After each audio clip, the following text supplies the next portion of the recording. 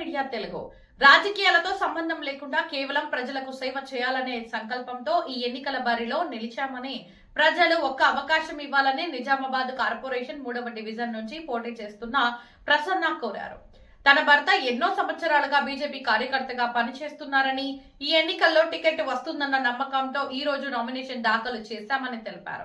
Party ticket వచ్చినా రాకపోయినా ఎన్నికల బరిలో నిలుస్తామని, తమ ఎజెండాను ప్రజల వద్దకు తీసుకెళ్లి వారి అభిమానాన్ని చొరగొంటామని ప్రసన్న ధీమా వ్యక్తం చేశారు. ఓటర్లు సైతం తమను ఆదరించి గెలిపించాలని ఈ సందర్భంగా ఆమె కోరారు.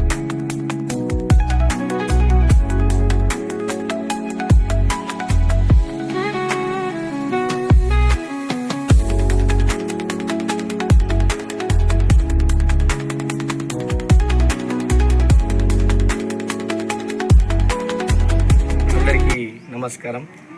ఈరోజు స్థానిక గుపన్పల్లి 3వ డివిజన్లో పోలింగ్ స్టేషన్లో మేము నామినేషన్ దాఖలు చేయడం జరిగింది.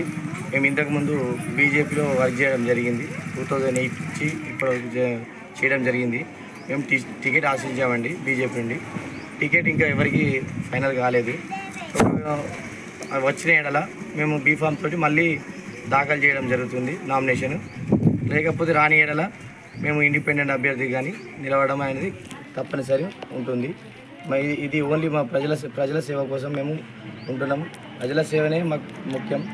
ఎల్లవేళ ప్రజల సేవల ముందు ఉండాలని చెప్పేసి మేము కోరుకుంటున్నాము. మా ముఖ్య ఉద్దేశం ఏంటంటే ప్రజల కోసము సేవ చేయడం అందరికీ వీలు కాదు. అది కొందరికి భాగ్యం కొందరికి కలుగుతుంది.